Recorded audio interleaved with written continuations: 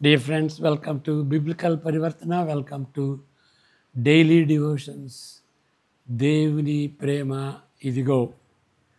July 9కి చెందినటువంటి వాక్య భాగం కీర్తనలు 144. దీనికి హెడ్డింగ్ ఇవ్వాలి అని అంటే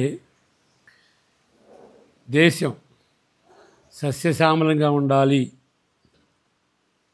అంటే ఏం కావాలి, ఏం అవసరం, దేశం సస్యశ్యామలంగా ఉండటానికి కారణం ఏంటి, దాని గురించి మనం ఈ వాక్య భాగాన్ని చదువుకున్నప్పుడు ఆ విధంగా మనం అర్థం చేసుకోవచ్చు. ప్రార్థన. May the words of my mouth and the meditation of our hearts be acceptable in thy sight, our rock and redeemer. Amen. 144 కీర్తన చదువుకుందాం. చదివిన తర్వాత నేను అంటాను, this is the word of the Lord. మీరేమనుకోవాలి? Thanks be unto God. వ్యక్తిగతంగా ఉన్నా, సంఘంగా ఉన్నా, వాక్యం చదువుకున్నప్పుడు మన రెస్పాన్స్ ఎట్లా ఉండాలంటే థ్యాంక్ యూ అన్నట్టుగా. Thanks be unto God. దేవునికి వందనాలు చెల్లించాలి. దేవుని వాక్యం చదివినప్పుడు దేవునికి వందనాలు చెల్లించాలి. ఎందువల్లంటే దేవుని గురించి కానీ, మన గురించి కానీ, మన దేశం సస్యశ్యామలంగా ఉండాలి అంటే, మనం సంతోషంగా సమాధానంగా ఉండాలి అంటే, అన్ని విధాల మనకి శ్రేయస్సు కలగాలి అని అంటే మరి దేవుని యొక్క వాక్యం కావాలి. ఆయన తన కృపచేత ఆయన ప్రత్యక్షపరుచుకున్నాడు. లేకపోతే దేవుని గురించి కానీ, మన గురించి కానీ, రక్షణ గురించి కానీ, మనం ఏ విధంగా జీవించాలి అనేటువంటి విషయాల్లో మనకి ఏం తెలియదు. అంతా అగోచరంగా ఉంటుంది. ఆ విధంగా ఉండకుండా ఉండటం కోసమని దేవుడు తన వాక్యాన్ని మనకు అనుగ్రహించాడు. కాబట్టి థ్యాంక్ యూ లార్డ్ అని మనం చెప్పటం అది మంచిది. థ్యాంక్స్ బీ అంటు గాడ్ అని చెప్పాలి. ఈ భాగం చదువుకుందాం. 144 1వ వచనం.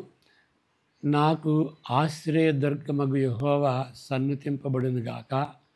ఆయన నా చేతులకు యుద్ధమును, నా వ్రేళ్లకు పోరాటమును నేర్పువాడై ఉన్నాడు.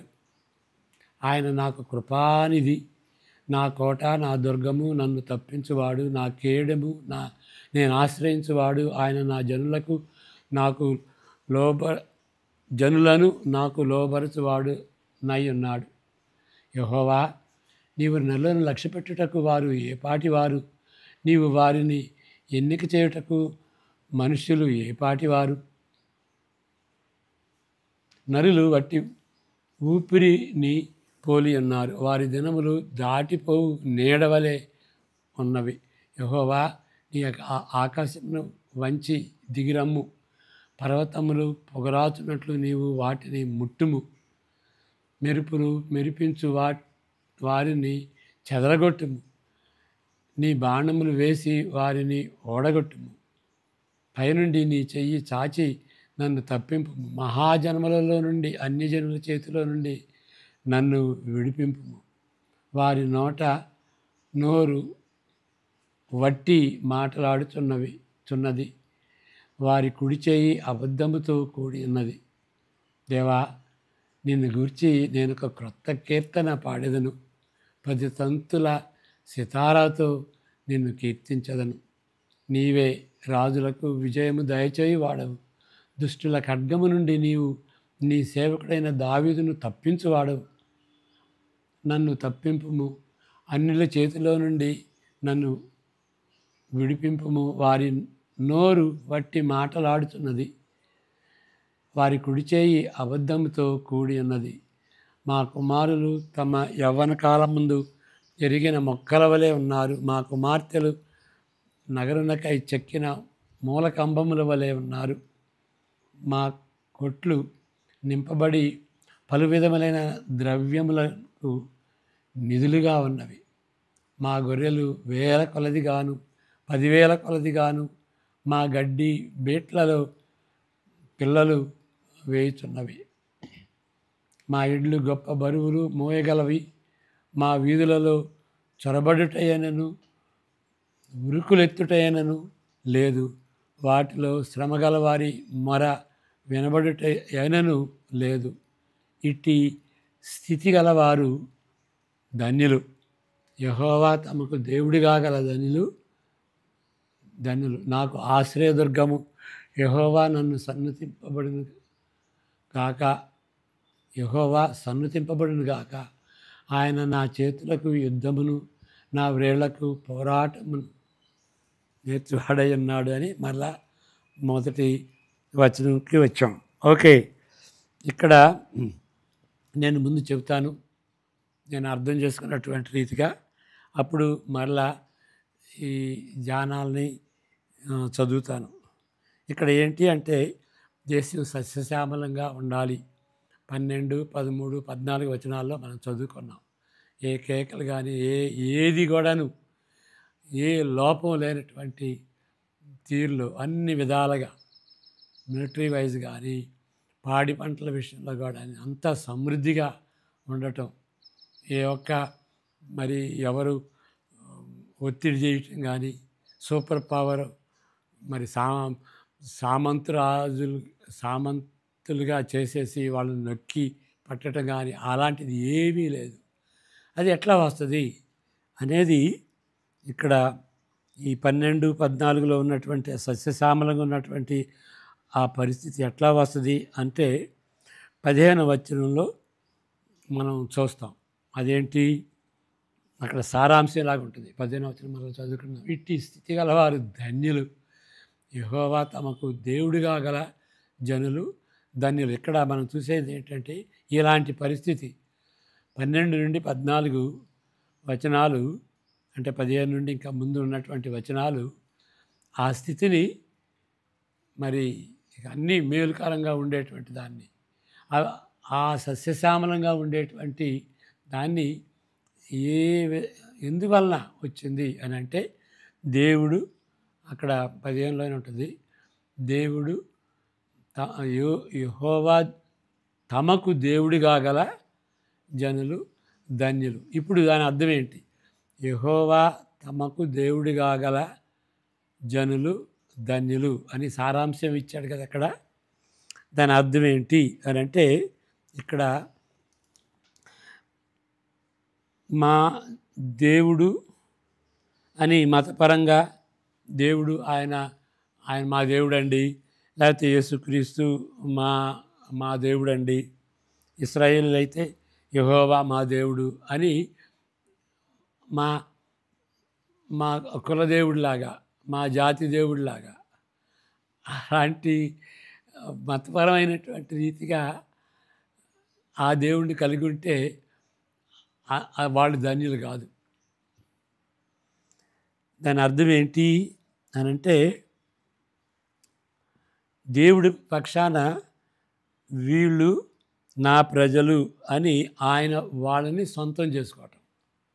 దీస్ ఆర్ మై పీపుల్ అని దేవుడు వారి గురించి ఒప్పుకుంటున్నాడు. మరి మనుషులైతే ఏం చేస్తారు? ఇక్కడ దేవుడైతే ఒక్కడే దేవుడు,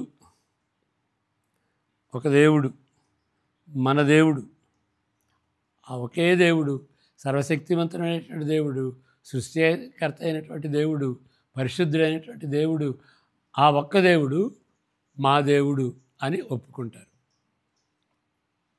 వాళ్ళు ధన్యులు. ఇంకేంటి? వాళ్ళు నమ్మాలి, ఆయన్ని హృదయపూర్వకంగా నమ్మాలి, ఆయన్ని ఆరాధించాలి, ఆయన వాక్యానికి విధేయత చూపించాలి. వాళ్ళు ధన్యులు అని మనం గ్రహించుకోవాలి. ఇప్పుడు మరి ఇది సారాంశంగా ఉంది కదా.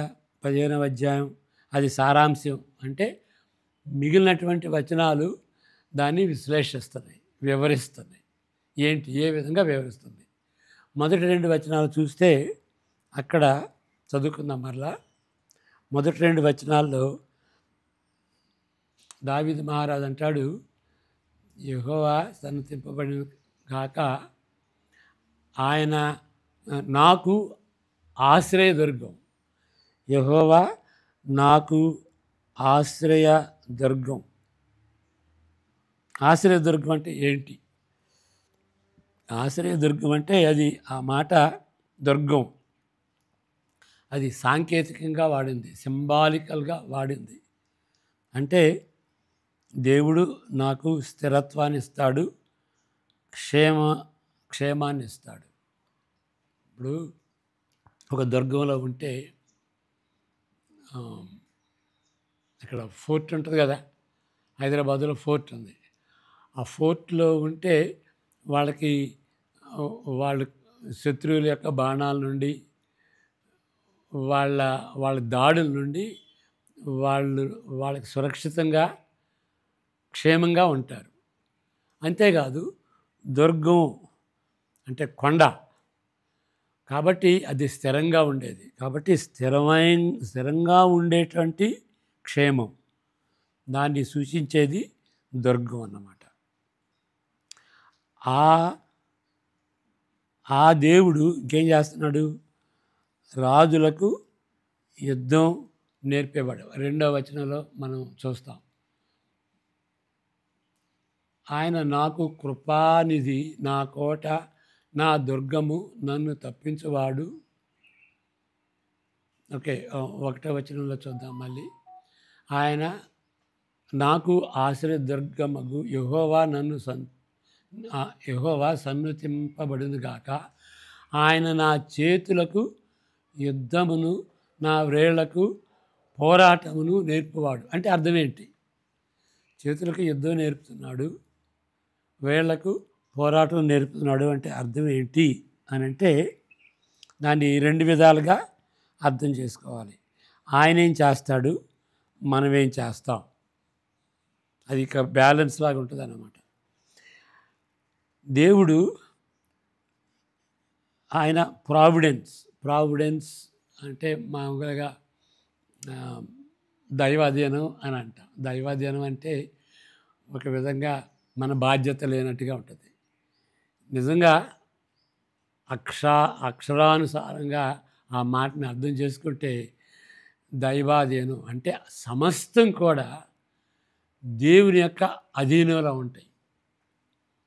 మనం ఛాన్స్ లాగా అనుకుంటాం. బైబిల్ ప్రకారం ఛాన్స్ అనేది లేదు. ఎందుకంటే ప్రతిదీ కూడాను ఆయన ఆధ్వర్యం క్రింద జరుగుతుంది. చెడు, మంచి, చెడు, కీడు సమస్తం అన్నమాట. ఆయన ప్రత్యయం లేకుండా ఏ ఆకు అల్లాడదు. మనం స్నానం చేసేటప్పుడు మన వెంట్రుక ఆయన పర్మిషన్తోనే రాలిపోద్ది. ఏ నంబరు, ఎన్ని వెంట్రుకలు రాలినాయే కాదు, ఏ నంబరు వెంట్రుక రాలిందో కూడా ఆయనకి తెలుసు అన్నమాట. ఆయనకి తెలియటమే కాదు, ఆయన అనుమతి, ఆయన అధికారం క్రింద జరిగింది. దాన్ని ప్రావిడెన్స్ అంటారు ఇంగ్లీష్లో. దైవాధీనం అంటే ఛాన్స్ అనకూడదు. ఛాన్స్ అనేది నెగిటివ్ మీనింగ్, దేవుని యొక్క అధీనంలో ఉండేదన్నమాట. కాబట్టి ప్రావిడెన్స్ని ఆ విధంగా దైవాధీనం అని మనం అర్థంతో ట్రాన్స్లేట్ చేసుకోవచ్చు. ఓకే, ఆయన ఏదైనా సరే, ఏది జరిగినా కానీ ఆయన మంచి ఉద్దేశాలని, పవిత్రమైనటువంటి ఉద్దేశాలని వాటి ద్వారా నెరవేర్చుకుంటాడు. అది ప్రావిడెన్స్ అంటే. సార్వభౌమత్వం అన్న అదే అర్థం. ఇక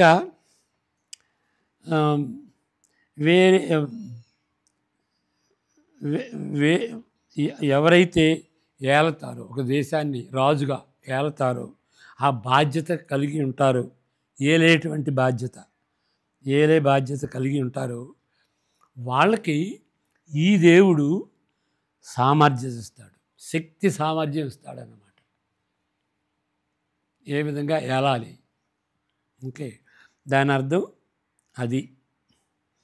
అప్పుడు మరి మనం మన బాధ్యత ఏంటి? మన పక్షాన స్వాభావికంగా మేలిమైన వారం, మా బలగం దానికి రుజువు అని వాళ్ళు నటించరు. దేవుడు నాకు శక్తి ఇస్తాడండి, అంతేగాని నా శక్తి, నా బలం, నేను చేయగలను అనేటువంటి నటన వాళ్ళకు ఉండదన్నమాట. మేము స్వాభావికంగా మేలుమైనటువంటి వారం, అందువలనే మేము superior people. Okay, superior people, white supremacy కానీ, బ్లాక్ సుప్రిమసీ కానీ, బ్రౌన్ సుప్రిమసీ కానీ, నో, అలాంటి సుప్రిమసీ ఏమీ లేదు. ఓకే, మాకు బలం ఉంది, మాకు మిలిటరీ పవర్ ఉంది, మాకు ఇన్ని హార్సెస్ ఉన్నాయి, మాకు ఇన్ని రాకెట్స్ ఉన్నాయి, మాకు ఇన్ని డ్రోన్స్ ఉన్నాయి. దాని ఎందువల్లంటే మేము అలాంటి వాళ్ళం అండి అనేటువంటి రీతిగా వాళ్ళు నటించేవాళ్ళు కాదు. దేవుడు ఇచ్చేటువంటి శక్తి అండి అని అంటారు. మరి మా సంగతి ఏంటండి? మా ఊపిరితో సమానం అండి. ఊపిరి గాలి, ఛాయ, అట్లాంటి వాళ్ళం అండి అని వాళ్ళని యథావిధిగా ఎంచుకుని వాళ్ళు వినయంతో ఉంటారన్నమాట. 3-4 వచనాలు కూడా చదువుతాం. యెహోవా, నీవు నరులను లక్ష్య పెట్టుటకు వారు ఏ పాటివారు, నీవు వారిని ఎన్నిక చేయుటకు మనుషులు ఏ పాటివారు. 4 కూడా, నరులు వట్టి ఊపిరిని పోలి ఉన్నారు, వారి దినములు దాటిపోవు నీడవలే ఉన్నవి. ఇప్పుడు ఈ రెండిటి ఫలితం ఏంటి అని అంటే, అలాంటి పరిస్థితుల్లో దేవుడు అప్పుడు అన్ని సస్యశ్యామలంగా చేస్తాడు. ఓకే, దేవుడు తలంచుకుంటే, దేవుడు జోక్యం తీసుకుంటే, ఇలాంటి దేవుడు జోక్యం తీసుకుంటే, ఓకే, అన్నిటి నుండి రక్షిస్తాడు ఆయన. ప్రమాదాన్ని నుండి, ఒత్తిడి నుండి, మోసాన్ని నుండి రక్షిస్తాడు. 7-8 వచనాలు.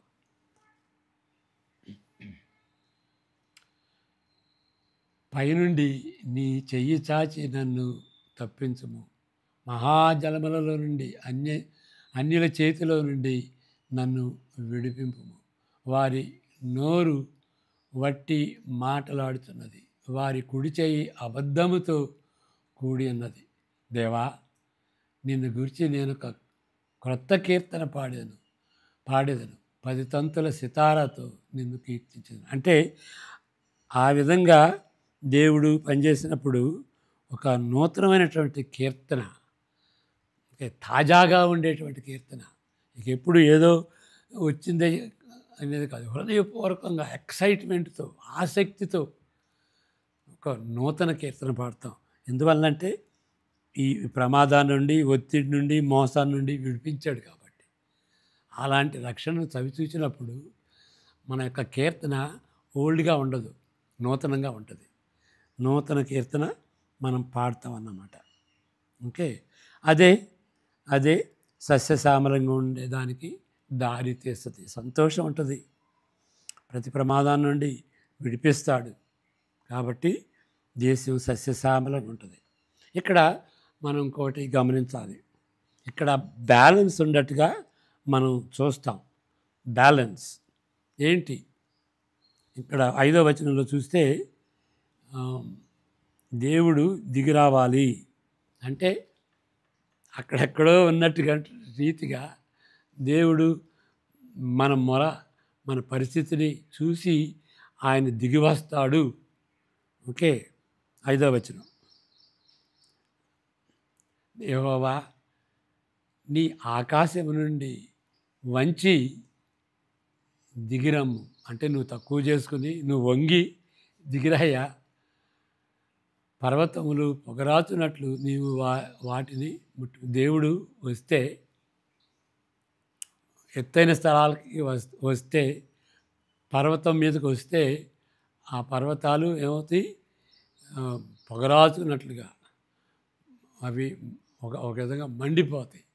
ఓకే, అంటే భయం పుట్టేటటువంటి రీతిగా ఆయన దిగి వస్తాడన్నమాట. అప్పుడు మరి ఇక ఆయన అన్ని చూసుకుంటాడని, ఆయన వస్తాడు, ఆయన అన్ని చూసుకుంటాడు, మన బాధ్యత ఏమి లేదా? లేదు. దేవుడు వచ్చినప్పుడు, దేవుడు జోక్యం తీసుకున్నప్పుడు మనకు ప్యాసివిటీ ఉండదు. అంటే చేతులు కట్టుకుని కూర్చుని నా బాధ్యత ఏం లేదండి, అన్నీ దేవుడే చూసుకుంటాడండి. నో, అది బైబిలు ఆలోచన కాదు.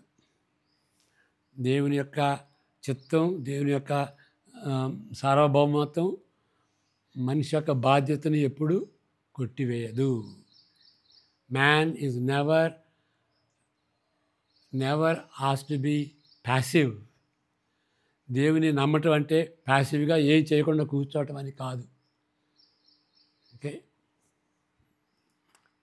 మరలా అన్నీ నేను చేయగలను, ఆయన అవసరం లేదు అనేది కూడా ఉండకూడదు. అప్పుడు ఏంటి ఈ రెండింటికి బ్యాలెన్స్ ఏంటి? సర్వశక్తివంతుడైనటువంటి దేవుడు మనలను మార్చుతాడు, మనకి యుద్ధం నేర్పుతాడు, మనం పోరాడేటట్టు చేస్తాడు. ఓకే, లేజీగా ఉండం, మనం పోరాడతాం, దేవుని శక్తితో పోరాడతాం, మనల్ని మార్చుతాడు, దేశం అంతట్లో పరివర్తన వస్తుంది, సస్యశ్యామలంగా ఉంటుంది అన్నమాట. అది కాబట్టి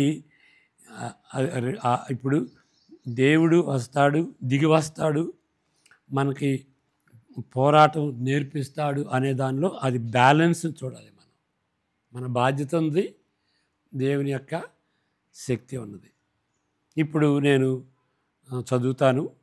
ఇంకా ఇప్పుడు ఎందుకు చెప్పాను అంటే ఆ విధమైనటువంటి అండర్స్టాండింగ్తో ఈ వచనాలని మనం, ఈ యొక్క కామెంటరీని, ఈ యొక్క ధ్యానాలని మనం సరిగా అర్థం చేసుకోవచ్చు. ఇవన్నీ ఈ మాటలన్నీ కూడాను చాలా, ఈ వాక్యాలన్నీ కూడాను చాలా టైట్గా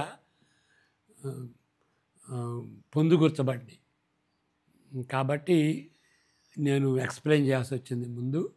ఇప్పుడు ఒక విధంగా నేను చెప్పినటువంటి వాటినే మరలా ఇప్పుడు రిపీట్ చేసినట్టుగా ఉంటుంది. ఎందుకు రిపీట్ చేస్తున్నామంటే మనకు అర్థం కావటం కోసమని. దేశంలో ఒక నిర్మలమైన పరిస్థితి 12-14 వచనాల్లో ఈ కీర్తనలో చిత్రీకరిస్తున్నవి. ఏంటి, ఎలాంటి పరిస్థితి? కుమారులు కుమార్తెలు అభివృద్ధి చెందుతూ ఆరోగ్యంగా ఉంటారు. వారి కొట్లు ధాన్యంతో, వారి పొలాలు జంతువులతో నిండిపోయినటువంటి పరిస్థితి. వారి వ్యాపారం లాభదాయకంగా ఉంటుంది. సైనికులు సరిహద్దులు దిట్టం చేస్తారు. ప్రాంతీయ బలంగా దేశంలో ఒత్తిడి ఉండదు. Super power, regional super powers. ఇప్పుడు రీజనల్ సూపర్ పవర్స్ అంటే ఆ దినాల్లో, పాత నిబంధన దినాల్లో రీజనల్ సూపర్ పవర్స్ ఎవరు? ముందు అషీరు, మరి ఈ ఐగుప్తు, తర్వాత చివరిలో పర్షియన్స్, వాళ్ళ తర్వాత బబిలోనియన్స్. వీళ్ళు సూపర్ పవర్స్ అన్నమాట. ఈ ఇశ్రాయేలీలు ఎప్పుడు కూడాను ఇండిపెండెంట్గా లేరు. ఇక వాళ్ళ మధ్య ఉన్నటువంటి ఇశ్రాయేలీలు ఎప్పుడు కూడాను వాళ్ళ ఒత్తిడిలో ఉంటారు. కానీ ఇక్కడ పరిస్థితి మనం చూస్తే ఏ ఒత్తిడి, ఈ రీజనల్ సూపర్ పవర్ యొక్క ఒత్తిడి ఉండదు. అంత సౌభాగ్యంగాను వీధులలో సంతృప్తి ఉంటుంది, మనుషుల్లో సంతృప్తి ఉంటుంది. ఇలాంటి సస్యశ్యామలంగా ఉండటానికి ఏంటి కారణం? ఈ 12, 13, 14 వచనాలు ఉన్నటువంటి ఆ యొక్క పరిస్థితి, సస్యశ్యామలంగా ఉండేటువంటి పరిస్థితికి ఏంటి కారణం ఇక్కడ చివరి వచనంలో ఈ సారాంశంగా క్లుప్తంగా ఉండేటువంటి జవాబు ఉంటుంది. ఏంటి కారణం అంటే మనం చదువుకున్నటువంటి రీతిగా దేవుడు ఇట్టి స్థితి గల ధన్యులు, వారు ధన్యులు. ఎందువలన యెహోవా తమకు దేవుడిగా గల జనులు ధన్యులు. అది దానికి జవాబు. క్లుప్తంగా ఒక మాటలో చెప్పాలంటే దానికి జవాబు అది. కేవలము ఒక విధమైన మతము కలిగి ఉండటం బట్టి కాదని చివరి పంక్తి చెప్పుచున్నది. సత్యుడైన దేవుడు, ఏకైక దేవుడు ఒక దేశ ప్రజలను సొంతము చేసుకున్నప్పుడు వారి దేవుడని వారు కూడా ఒప్పుకొని, ఇప్పుడు ఇక్కడేంటి, ఇక్కడ రెండు భాగాలు ఉన్నాయి. ఇక్కడ ఒక విధంగా ఇప్పుడు మతాన్ని బట్టి ఆయన మాకు దేవుడు అండి అని ఆ విధంగా చెప్పుకుంటే ధన్యత ఉండదు. దేవుడు ఒక్కడే సత్యుడైనటువంటి దేవుడు, ట్రూలీ ఈజ్ గాడ్, ఏకైక దేవుడు, ఒక దేశ ప్రజలను సొంతం చేసుకున్నటువంటి వాడు. దీస్ ఆర్ మై పీపుల్ అని దేవుడే సాక్ష్యం ఇవ్వగలిగినటువంటి పరిస్థితి. మరి ప్రజల సంగతి ఏంటి? వారి ఆయా మా దేవుడు ఆయన, ఏకైక దేవుడు ఆయన మా దేవుడు అని వారు ఒప్పుకుంటారు. ఇంకేం చేస్తారు? ఆ దేవుడు నమ్ముతారు, ఆయన ఆరాధిస్తారు, ఆయనకు విధేయత చూపుతారు. అలాంటి ప్రజలు ధన్యులు. ఈ చివరి వచనం ఈ కీర్తనకు సారాంశంగా ఉన్నది కాబట్టి మిగిలిన కీర్తన దీనిని విశ్లేషిస్తున్నది. మొదటి వచనం ఇక్కడ నాకు ఆశ్రయదుర్గమగు యెహోవాను సన్నుతిస్తూ ఈ కీర్తన మొదలవుతున్నది. దుర్గం, ఆశ్రయ దుర్గం కదా. దుర్గం అంటే ఏంటి? సాంకేతికంగా వాడిన మాట. అనగా ఏది కదల్చలేని కాపుదలనిచ్చే ఆశ్రయం. రాజులకు యుద్ధము నేర్పించువాడు ఈ దేవుడు.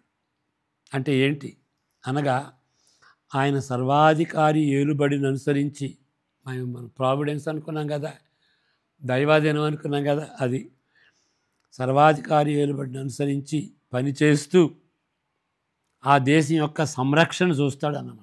ఎవరన్నా రాని, ఏ సూపర్ పవర్ అన్నా రాని, దేవుడి సర్వాధికారి క్రింద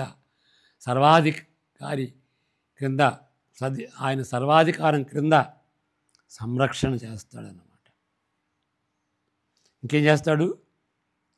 బాధ్యత కలిగే వారిని బలపరుస్తాడు. రాజుని, ఈ సమయంలో రాజుని బలపరుస్తాడు. అది యుద్ధం నేర్పటం అంటే మనం అర్థం చేసుకోవాల్సినటువంటి తీరు. అలాంటి శక్తిమంతులు, వాళ్ళు పెద్ద శక్తిమంతులా? వాళ్ళే శక్తిమంతులా? కాదు. వాళ్ళే చూసుకుంటే వాళ్ళు వట్టి ఊపిరి. వారి దినములు దాటిపోవు నీడవలే ఉన్నాయి. 3-4 వచనాలు. విశ్వమంతటిపై సర్వాధికారి అయిన ఆయన సన్నిధి, ఆయన జోక్యము మనకు తప్పనిసరిగా అవసరం. మనమైతే ఊపిరి లాంటి వాళ్ళమే, నీడ లాంటి వాళ్ళవి, బలహీనులవి.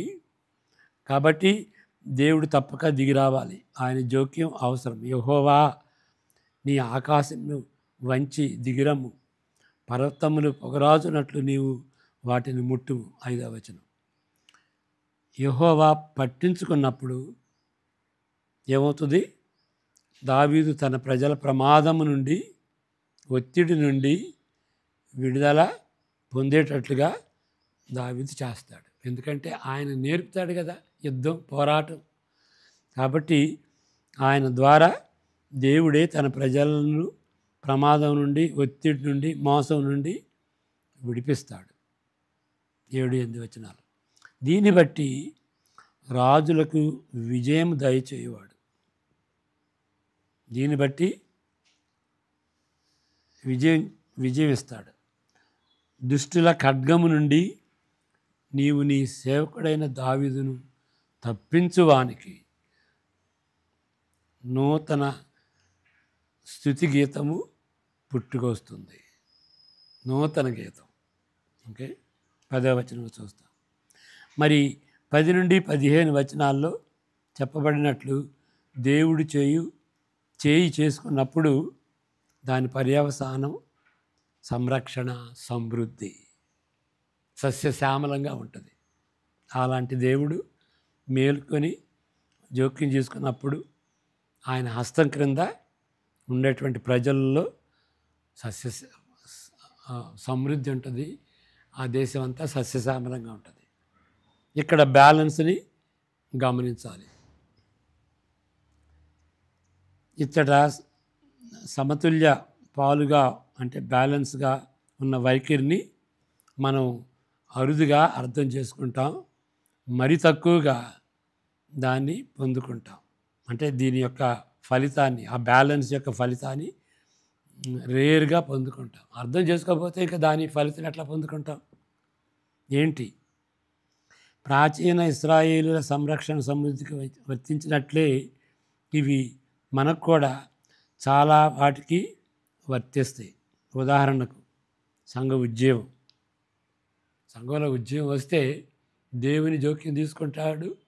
అయితే మనల్ని పరిశుద్ధులుగా జీవించేటువంటి రీతిగా మనం సైతాను శక్తులతో, లోకశక్తులతో, మన పాప శరీరేచ్ఛలతో పోరాడేటువంటి రీతిగా ఆయన శక్తినిస్తాడు.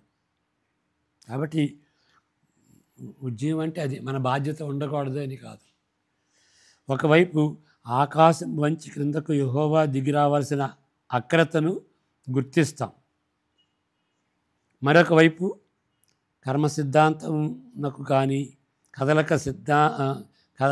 కదలక స్థిరంగా ఉండేటువంటి ప్యాసివిటీ కానీ అది పురికొల్పదు.